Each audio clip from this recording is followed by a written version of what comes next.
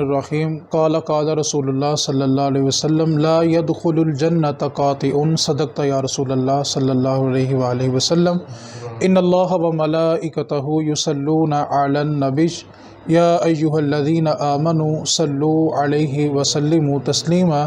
تمامی احباب مل کے پڑھ لیں۔ بلغ العلا بکمالہ کشف الدجی بجمالہ حسنت جمیع خصالہ صلوا علیہ وآلہ۔ اللہ رب العزت نے جس وقت رشتہ داری کو پیدا کیا تو رشتہ داری نے عرش کا جو ایک پایا تھا اس کو تھام لیا اور اللہ کی بارگاہ میں عرض کیا کہ مالک و مولا مجھے دنیا میں نہ بھیج، یہ انسان آپس میں رشتہ داریاں توڑ دیں گے، مجھے اذیت دیں گے۔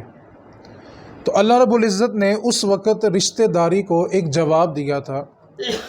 صحیح مسلم کے الفاظ ہیں، اللہ رب العزت نے ارشاد فرمایا کہ تو دنیا میں نازل ہو جا، جو دنیا میں تجھے جوڑ لے گا میں رب اس کو جوڑ دوں گا، اور جس نے تجھے توڑ دیا میں رب اس کو توڑ دوں گا۔ اللہ رب العزت نے یہ رشتہ داری کو ایک تسلی دی ہوئی ہے کہ جو تجھے توڑے گا میں اس کو توڑ دوں گا۔ نبی پاک صلی اللہ علیہ وسلم کی بارگاہ میں ایک صحابی حاضر ہوئے، آ کر عرض کی یا رسول اللہ رزق کی قلت ہو گئی ہے، دسترخوان کچھ تنگ ہو گیا ہے، آپ کوئی دعا فرمائیں کہ میرا دسترخوان دوبارہ وسیع ہو جائے۔ تو نبی پاک صلی اللہ علیہ وسلم نے ارشاد فرمایا کہ اپنے رشتہ داروں سے اچھا سلوک کر، اللہ تیرا دسترخوان وسیع کر دے گا۔ آپ اس بات کو آزما کر دیکھ لیں، جس بندے کے دروازے رشتہ داروں کے لیے بند ہو گئے ہیں ان کے دسترخوان بھی تنگ ہو گئے ہیں۔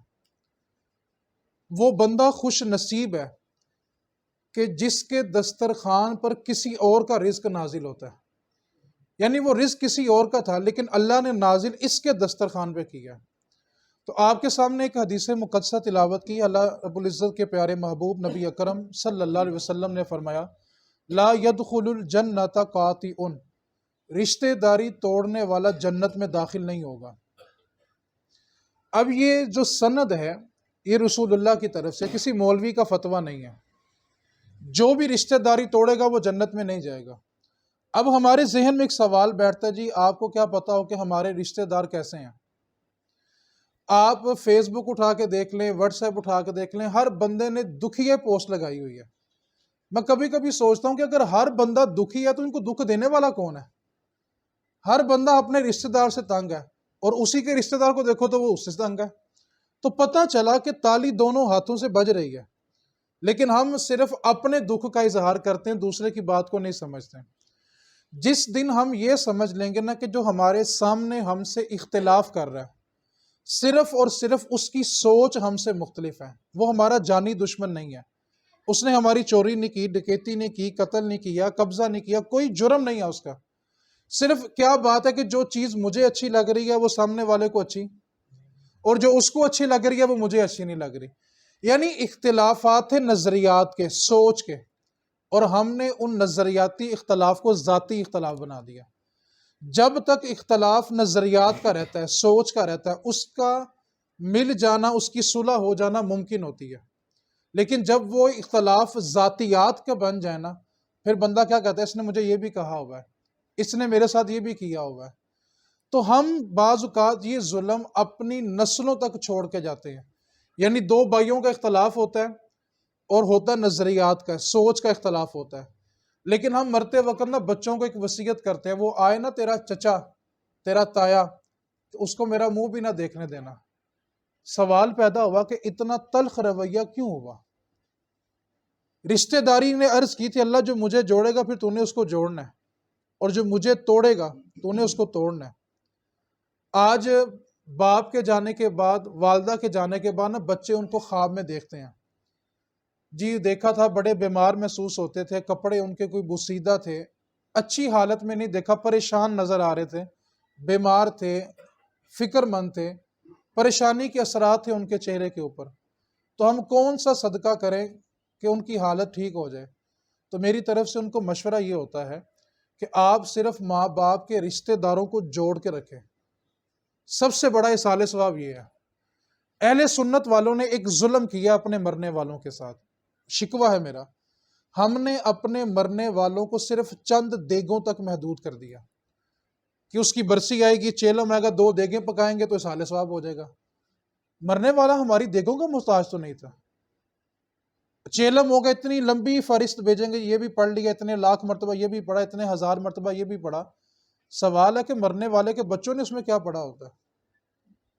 تو سب سے بہترین اصحال ثواب کیا ہے؟ رسول کریم کی بارگاہ میں ایک شخص حاضر ہوا، آ کے عرض کی، اللہ کے محبوب، میرے والد کا انتقال ہو گیا، مجھے بتائیں میں اپنے باپ کے لیے کیا اصحال ثواب کروں؟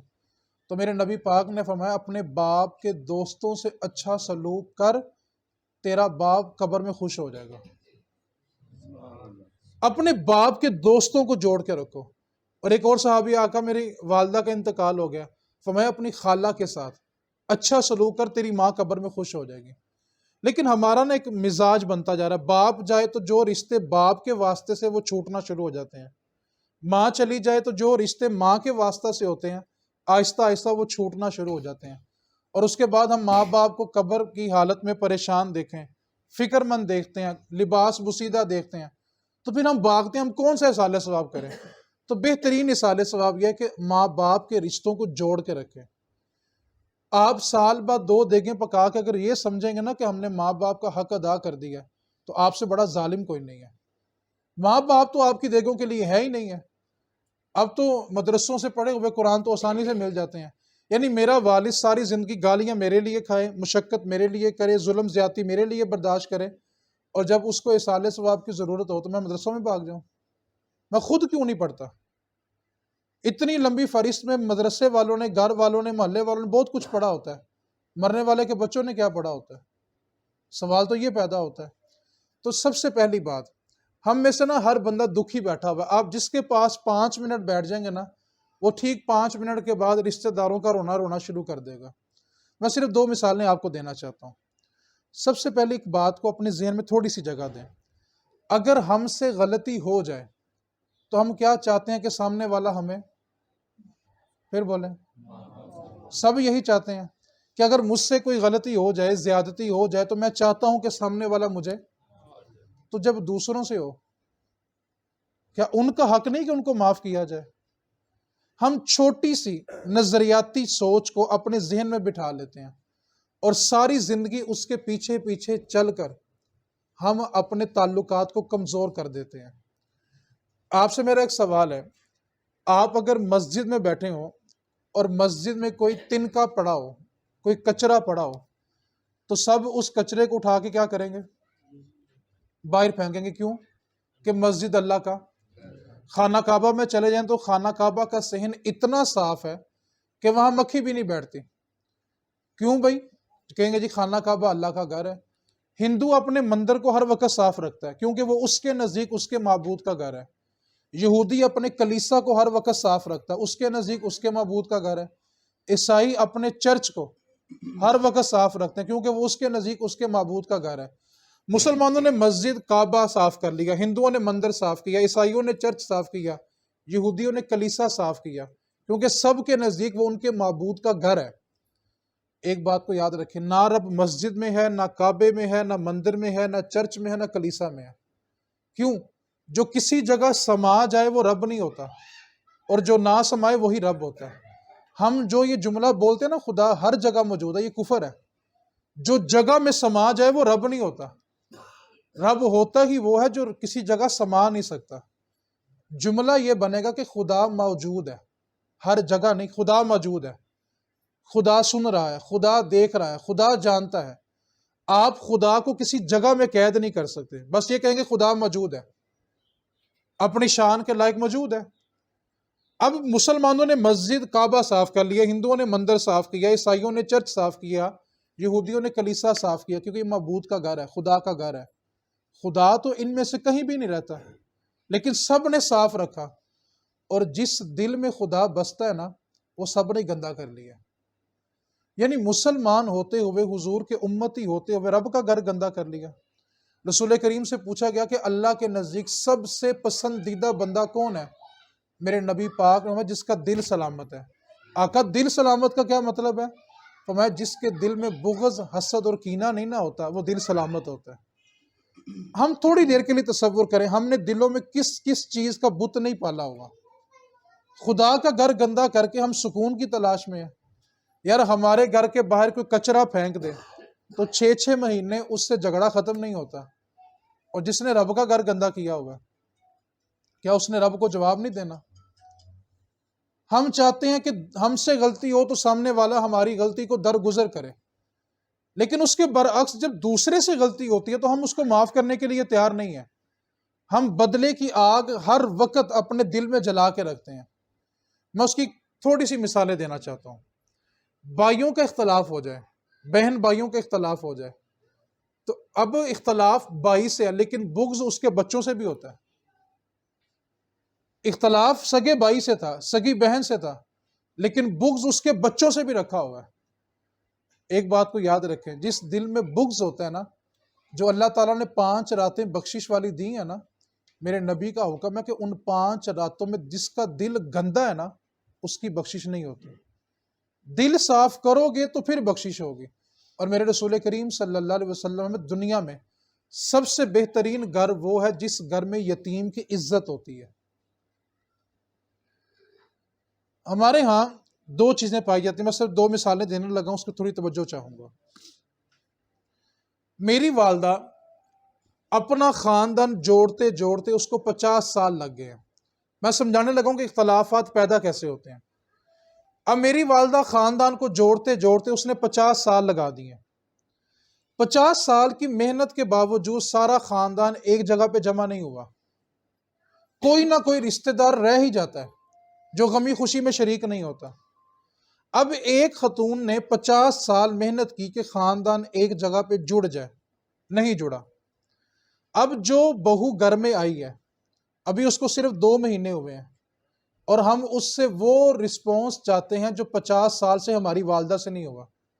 ہم کہتے ہیں اس سے کوئی جڑتا ہی نہیں ہے، یہ جوڑنا ہی نہیں چاہتی، اس سے کام ہی نہیں ہوتا۔ یعنی خود میری والدہ کو 50 سال بیت گئے خاندان جوڑتے جوڑتے، اس سے نہیں جڑا، تو ہم آنے والے بندے کو 2 مہینوں میں نظر انداز کیوں کر دیتے ہیں؟ ہم اس کو موقع دینے کے لیے تیار کیوں نہیں ہیں؟ اگر میری والدہ سے 50 سال میں خاندان نہیں جڑا، کیا مجھے یہ اجازت ہے کہ میں ماں کے بارے دل میں بغض رکھوں، حسد رکھوں، کینہ رکھوں؟ کیوں؟ کہ ہم کہیں گے یار اس نے محنت کی تھی، نہیں جڑا تو اس کے نصیب ہے۔ لیکن ہم یہی چیز آنے والے فرد سے 2 مہینے میں چاہتے ہیں جو خود سے 50 سال سے نہیں ہو رہی۔ اس کے برعکس میں بتا رہا ہوں اختلافات پھیلتے کیسے ہیں۔ ایک داماد ہے، اب اس کی عمر صرف 25 سال ہے، 26 سال ہے۔ باپ 50 سال کی محنت کے باوجود اپنی بیٹی کو وہ ساری سہولتیں نہیں دے سکا جو دینی چاہیے تھی۔ 50 سال اس نے مشقت کی، مزدوری کی، کاروبار کیا، لیکن اس کے باوجود وہ ساری سہولتیں اپنے بچوں کو نہیں دے سکا۔ لیکن ہم وہ ساری سہولتیں 25 سالہ داماد سے چاہتے ہیں۔ جب تک یہ سوچ کا زاویہ نہیں نہ بدلے گا، تب تک اختلافات ختم نہیں ہوں گے۔ ہم چاہتے ہیں کہ جو کام میری والدہ سے 50 سال میں نہیں نہ ہوا، آنے والا 2 مہینے میں کرے۔ اس کے برعکس جو سہولتیں باپ 50 سال کی عمر میں نہیں نہ دے پا رہا، آنے والا جو داماد ہے وہ صرف 2 مہینے میں وہ ساری سہولتیں دے دے۔ یہاں سے اختلافات جنم لینا شروع کرتے ہیں اور اوپر جاتے جائیں، پھر اختلافات بڑھتے چلے جاتے ہیں۔ ایک بات کو یاد رکھیں، نبی پاک صلی اللہ علیہ وسلم کا ایک حکم ہے۔ آپ سب یہاں پہ کس مقصد کے لیے آئے ہیں؟ بولیں یار، اصالہ ثواب دعا مانگنے کے لیے آئے ہیں۔ اب حدیث سنیں، میرے نبی پاک صلی اللہ علیہ وسلم نے فرمایا جس مجلس کے اندر رشتے داری توڑنے والا بیٹھا ہو، اللہ اس محفل کی دعا قبول نہیں کرتا۔ ہم سب تو دعا مانگنے کے لیے آئے ہیں، اور اگر رشتے داری توڑی ہوئی ہے تو دعا تو قبول نہیں ہو، کیونکہ یہ نبی پاک کا حکم ہے۔ تو پھر 2 چیزیں ہیں، یا تو دل صاف کر لینا چاہیے یا دعا نہیں کرنی چاہیے، کیونکہ ایک بندہ کام کرے اور فائدہ بھی نہ ہو تو کام کرنے کا کیا فائدہ؟ اب بعض اوقات ہم بھلا کیا کہتے ہیں، اب شیطان کا پہلا وار بھلا کہ اس وقت آپ کے ذہن میں ہو رہا ہے کہ جی آپ کو کیا پتا ہو کہ ہمارے رشتہ دار کیسے ہیں۔ میں ایک حدیث پاک سنا دیتا ہوں، اس کے بعد آپ کا دل چاہے تو آپ قدم بڑھائیں، ہاتھ بڑھائیں۔ میرے رسول کریم صلی اللہ علیہ وسلم نے فرمایا کہ جو صلح کرنے کے لیے پہل کرتا ہے، اللہ اس کو جنت میں پہلے بھیج دے گا۔ مطلب صلح کرنے والا جنتی ہے۔ کیوں؟ جنتی ہے تو پہلے جنت میں جائے گا نا۔ اب یہاں پر ایک اور سوال پیدا ہوا، جی میں چلا گیا تو اس نے کہا نا غلط تھا تو اس لیے آیا نا۔ اس کو احساس ہوا تو اس لیے، یہ شیطان کا وار ہے۔ آپ نے اس لیے نہیں جانا کہ وہ کیا سوچے گا، آپ نے اس لیے جانا کہ میرے نبی کا حکم ہے، لا يدخل الجنت قاطع، رشتہ داری توڑنے والا جنت میں داخل نہیں ہوگا۔ آخری حدیث پاک اس کو توجہ سے سمجھنا ہے۔ رسول کریم صلی اللہ علیہ وسلم کا فرمان ہے، ساری گفتگو کا یہ نچوڑ ہے۔ میرے نبی پاک صلی اللہ علیہ وسلم نے فرمایا کہ جب بندہ پل صراط کراس کرے گا نا، تو جہاں پہ پل صراط ختم ہوگا بالکل سامنے جنت کا دروازہ ہوگا، اور جب بندہ پل صراط سے بچ کر اتر جائے گا نا، اس کی پیاس کی شدت اتنی ہوگی، اگر اس کو 7 سمندروں کا پانی بھی پلا دیا جائے تو اس کی شدت میں 1% بھی کمی نہیں ہوگی۔ پیاس کی شدت اتنی ہوگی، اور قیامت میں کسی کو یہ خوف نہیں ہوگا کہ میں نے جنت میں جانا ہے کہ جہنم میں جانا ہے، یہ خوف نہیں ہوگا۔ خوف صرف اتنا ہوگا کہ میرا حساب جلدی ہو جائے، جلدی جلدی میں حساب و کتاب سے فارغ ہو جاؤں۔ اس وقت ترازو کا خوف ہوگا، جنت جہنم کا خوف نہیں ہوگا۔ آج یہ سورج نا ہم سے کروڑوں میل دور ہے، اور یہ سورج کی پشت زمین کی طرف ہے، سورج کا چہرہ آسمانوں کی طرف ہے، یہ پشت ہے زمین کی طرف۔ ابھی آپ 1 مہینے کے بعد اسی دھوپ کے سامنے کھڑے نہیں ہو سکتے، ایک لمحے کے لیے بھی جوتے کے بغیر آپ پکے فرش کے اوپر کھڑے نہیں ہو سکتے۔ سورج کروڑوں میل دور ہے، سورج کی پشت ہے، اور ہم یہ کچی زمین پہ کھڑے نہیں ہو سکتے، پاؤں جل جاتا ہے۔ اب تھوڑا سا تصور کریں، میرے رسول کریم صلی اللہ علیہ وسلم نے فرمایا قیامت کا دن ہوگا نا، زمین یہ نہیں ہوگی، تانبے کی ہوگی، اور سورج کی پشت نہیں، سورج کا رخ انسانوں کی طرف ہوگا۔ آج وہ کروڑوں میل دور ہے، اس دن صرف 1.25 نیزے پہ ہوگا۔ 1.25 نیزے سے مراد صرف 9 فٹ بنتا ہے، یہ دیوار بھی 12 فٹ کی ہے، صرف 9 فٹ سورج ہمارے اوپر ہوگا، اور اس کا چہرہ انسانوں کی طرف ہوگا، زمین تانبے کی ہوگی۔ آج وہ کروڑوں میل دور ہے تو ہم سے اس کی آب و تاب کی گرمی برداشت نہیں ہوتی، اور جب وہ اس کا رخ ہماری طرف ہوگا، 1.25 نیزے پہ ہوگا، زمین تانبے کی ہوگی، انسان اپنے پسینے میں ڈوب رہا ہوگا، اس وقت اس کو یہ خوف نہیں ہوگا کہ میں نے جنت میں جانا ہے کہ جہنم میں جانا ہے، صرف خوف یہ ہوگا کہ میرا حساب و کتاب جلدی ہو جائے۔ اس شدت میں جب وہ پل صراط کراس کرے گا تو بالکل سامنے جنت کا دروازہ ہوگا۔ پل صراط کراس کرتے وقت اس کی پیاس کا عالم یہ ہوگا کہ 7 سمندروں کا پانی بھی اس کو دے دیا جائے تو اس کی شدت کم نہیں ہوگی۔ اب میرے رسول کریم کی حدیث سنیے، جس کے لیے میں نے یہ سارا نقشہ بیان کیا۔ میرے نبی پاک صلی اللہ علیہ وسلم نے فرمایا، جس پیاس کو 7 سمندروں کا پانی ختم نہیں نہ کر سکے گا، وہ میرے حوض کوثر سے 1 پیالہ پیے گا، رب اس کو دوبارہ کبھی پیاس ہی نہیں لگنے دے گا۔ 1 پیالہ حوض کوثر کا پیے گا۔ اب یہ حدیث سنائی کیوں ہے؟ اب اس سبق کو آپ نے بس یاد کرنا۔ میرے نبی پاک نے فرمایا، جو کوئی صلح کرنے کے لیے کسی کے دروازے پہ گیا، اس نے قدم بڑھا دیا، ہاتھ بڑھا دیا، اور جس کے پاس گیا تھا اس نے بغیر کسی عذر کے، بغیر کسی شرعی عذر کے اس کو معاف نہیں کیا، صلح نہیں کی، تو میرے نبی پاک نے فرمایا صلح نہ کرنے والا قیامت والے دن میرے حوض کوثر پہ پانی پینے نہ آئے، اس کو میں جام کوثر نہیں دوں گا۔ آپ تصور کریں، جس کو حضور نے قیامت میں ٹھکرا دیا، کس کے در پہ جاؤ گے؟ قیامت کا منظر بلا کیا، اس کی ہیبت بلا کیا ہے؟ حدیث پاک کے الفاظ ہیں، سارے انبیاء موجود ہوں گے، لیکن رب کی ذات کا رعب اتنا ہوگا کہ کوئی بھی نبی اللہ کی بارگاہ میں کلام نہیں کرے گا، کوئی نبی بھی اللہ کی بارگاہ میں کلام نہیں کرے گا، اللہ کی ذات کا رعب اتنا ہوگا، اور سب سے پہلے اللہ کی بارگاہ میں کلام کرنے والے حضور ہوں گے، اور جس کو حضور نے ٹھکرا دیا، کس کے پاس جائیں گے یار؟ بہت بار بہن آتی ہے، اپنی چادر اتار کے بھائی کے قدموں میں رکھ دیتی ہے کہ مجھے معاف کر دے، پیچھے سے اس کا بیٹا کہہ بھی رہا تھا، ماں کوئی بات نہیں، ماما نہیں مانتا، کوئی بات نہیں، ہماری شادی ہو جائے گی، لیکن بہن بھلا کیا کہتی ہے، تو خاموش کر، یہ میرا اور میرے بھائی کا معاملہ ہے۔ بھائی دوسرے بھائی کو گلے ملنا چاہتا ہے، اگر آپ کو اس بات پر یقین نہ ہو، آج اپنے سگے بھائی کو گلے لگا کے دیکھیں، نہ آپ کچھ بولیں گے نہ وہ کچھ بولے گا، لیکن آنسو دونوں کے نہیں رکیں گے۔ دل چاہتا ہے کہ ہم مل جائیں، لیکن ہماری سوچ کہتی ہے کہ اس نے میرے ساتھ یہ کیا ہوگا۔ یار جب ہم چاہتے ہیں کہ ہم سے غلطی ہو تو دوسرا ہمیں معاف کر دے، تو ہم دوسروں کو معاف کرنے کے لیے تیار کیوں نہیں ہیں؟ اس واسطے رشتہ داروں کو نہ جوڑنا سیکھیں۔ ہم نے اصال ثواب نہ صرف دیگوں کا نام سمجھ لیا اور برادری کو اکٹھا کر کے دعا مانگنے کا نام سمجھ لیا کہ یہ اصال ثواب ہے۔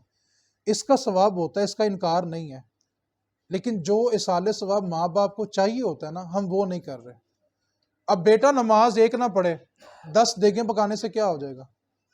بیٹی نے قرآن کوئی نہیں پڑھا باپ کے لیے، 10 دیگیں پکانے سے کیا ہو جائے گا؟ باپ خوش ہو جائے گا؟ میں بتاؤں ہم لوگوں نے اپنے مرنے والوں سے ظلم کیا کیا؟ توجہ کریں گے تو مثال سمجھ آ جائے گی۔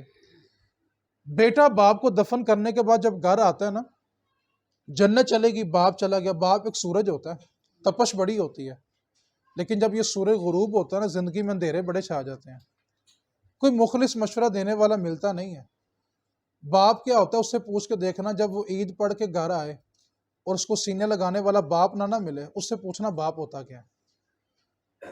بہت سارے جوان آپ کو ملیں گے، کہیں گے جنہیں دیر ابا جی گئے سے نا کدی ٹینشن نہیں سی ہوئی، جنہوں دے ابا جی گئے نا ان رات نو سکون دی نیند نہیں آتی۔ یہ ایک چھاؤں ہے، اور ایسی چھاؤں دنیا میں کہیں نہیں ملتی، قدر کریں۔ لیکن ہم نے ظلم کیا کیا؟ باپ بیٹے کو دفن کر کے آتا ہے نا، اس کو رات کو بلا کا ٹینشن ہوتی ہے، صبح منڈی جانا ہے کلوں کے لیے چنے لینے، پھل لینے کے لیے منڈی جانا ہے، دیگوں والوں کو سامان لا کے دینا ہے۔ فکر ہونی کیا چاہیے تھی؟ تو فکر کرتا کہ اس وقت میرا باپ حساب و کتاب دے رہا ہے، میں اس کے لیے بیٹھ کے قرآن پڑھتا۔ میرے رسول کریم کا حکم ہے جتنی دیر میں ایک اونٹ ذبح کر کے اس کا گوشت بنتا ہے نا، اتنی دیر میں مردے کا حساب و کتاب ہو جاتا ہے۔ ابھی دفن کرنے والے قبرستان سے 40 قدم ہٹتے ہیں، فرشتے قبر کی دیوار چیر کے قبر میں داخل ہو جاتے ہیں اور مردے کو جھڑک کے اٹھاتے ہیں۔ اب بیٹے کو کیا فکر ہے؟ میں نے گھر جا کے مہمانوں کو کھانا کھلانا ہے۔ کاش ہم اپنے بچوں کو یہ فکر دیں، اور بھائی کھانا پکائیں یا نہ پکائیں، جس وقت تیرا باپ حساب دے رہا ہو نا، اس کے سرانے بیٹھ کے قرآن پڑھی۔ ہم اپنا مزاج اگر نہ بدلا تو ایک بات کو یاد رکھیں، آنے والی نسلیں ہمیں صرف دیگوں کے اندر محدود کر دیں گی، ہمارے لیے پڑھنے کے لیے کوئی تیار نہیں ہوگا۔ آپ خود فیصلہ کریں، جہاں قرآن پڑھا جائے برکت ہوتی ہے کہ نہیں ہوتی؟ اور جو بیٹا باپ کے سرانے بیٹھ کے قرآن پڑھ رہا ہو، نیچے باپ کا حساب ہو رہا ہو، بتاؤ باپ کی بخشش ہوگی کہ نہیں ہوگی؟ ہم نے نسلوں کو وہاں سے نکالا اور لا کے کلوں کے چنوں اور کلوں کے پھلوں تک محدود کر دیا کہ تیرے باپ کے جنازے پہ جو لوگ آ کے دریوں پہ بیٹھے ہوئے ہیں نا، آ کے پہلے ان کو کھانا کھلاؤ۔ آپ سب مجھ سے اچھا کھاتے ہوں گے، مجھ سے اچھا پہنتے ہوں گے، مجھ سے اچھا کماتے ہوں گے، سوال ہے کون اپنے گھر سے کھا کر نہیں آتا اور جا کر کون نہیں کھاتا؟ ہم کیوں مرنے والے کے بچوں پہ ظلم کر رہے ہوتے ہیں؟ دریاں بچھا کے بیٹھ جائیں گے 3 دن کے لیے، جی کیا جی 3 دن سو کے ہوتے ہیں دریاں بچھا کے بیٹھے؟ دریاں بچھا کے بیٹھنے کا مقصد کیا ہوتا ہے؟ کہ جو بندہ بھی فاتحہ پڑھنے آئے گا اس کے ساتھ مل کے فاتحہ پڑھ لیں گے۔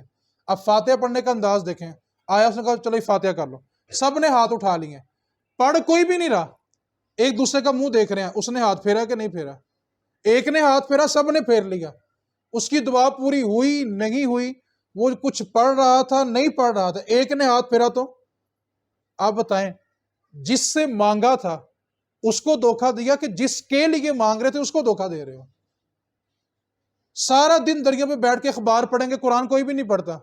بیٹھے تھے مرنے والے کے لیے کہ اس کو سال ثواب کریں، اس کے لیے فاتحہ پڑھیں، سارا دن اخبار پڑھ کے کتنا کہ اس کا سال ثواب جمع ہو جائے گا؟ تو یہ رسم و رواج شروع کس نے کی ہے؟ ہم لوگوں نے۔ اور اگر ہم ہی ختم نہیں کریں گے تو میرے بھائی ہماری نسلیں صرف ہمارے لیے نا دیگیں پکائیں گی، آپ کے لیے قرآن کوئی نہیں پڑھے گا۔ اگر آپ نے بچوں کو قرآن دیا ہوگا نا، وہ باپ کے سرانے بیٹھ کے قرآن پڑھے گا کہ نیچے میرے باپ کا حساب ہو رہا ہے، نیچے میرا باپ اس وقت مشکل میں بھی ہو سکتا ہے۔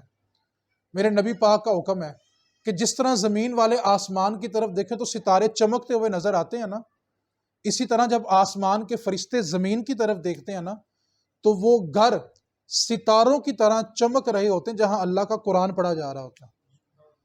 اب بچے کیا کر رہے ہیں؟ گھر میں آ کے فکر مند ہے جی کھانا پورا ہوا کہ نہیں ہوا، کوئی رشتہ دار رہ تو نہیں گیا، کوئی ناراض تو نہیں ہو گیا، صبح کلوں کے لیے پھل منڈی کون لینے جائے گا؟ اس کو یہ فکر ہوتی ہے۔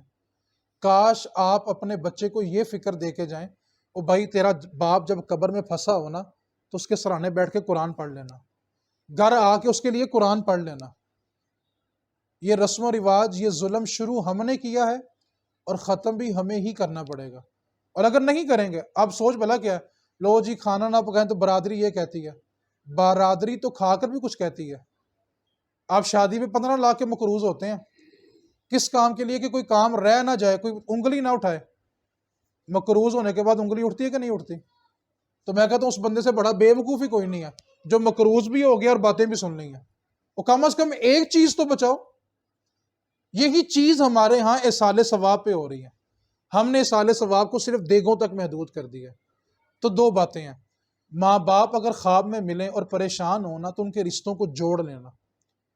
رشتوں کو توڑ دے گو تو باپ کبھی قبر میں سکون میں نہیں رہے گا۔ اس واسطے رشتہ داری کو جوڑنا سیکھے۔ میرے نبی پاک کا حکم ہے کہ جس مجلس میں رشتہ داری توڑنے والا ہو اس کی دعا قبول، پوری محفل کی دعا قبول۔ اپنے دلوں کو صاف کرنا، یار رب کا گھر تو صاف کرے نا یار، ہم نے رب کا گھر گندا کر دیا۔ آپ دلوں کو صاف کریں، اللہ کریم آپ کو ضرور سکون عطا فرمائے گا۔ اللہ کریم کی بارگاہ میں دعا، اللہ تعالی ہم سب کو نا دین کی سمجھ عطا فرمائے۔ وما علینا الا البلاغ المبین۔